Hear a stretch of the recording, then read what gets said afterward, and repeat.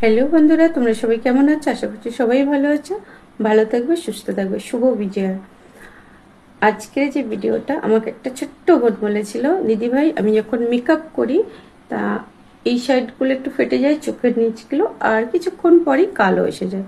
বোন তোমাকে বলছি, তুমি প্রথমেই একটা জিনিস মানে করতে হবে, যেটা মডেলের ফেস একদম লোম না যেন থাকে ফেসে, আপার লিপসে থ্রেডিং বানানো থাকে। আর সবথেকে গুরুত্বপূর্ণ হচ্ছে ফেসিয়ালটা করা খুবই জরুরি মডেলে। একটু ধ্যান দেবা যে যখন মেকআপ করো তা ঘাম আসে অনেক সময়, তা ঘাম না যেন আসে। প্রথমে বরফ জলে একটা রুমাল ভিজিয়ে রাখবে আর ওটা হালকা 5 মিনিট সেক দিয়ে দেবে।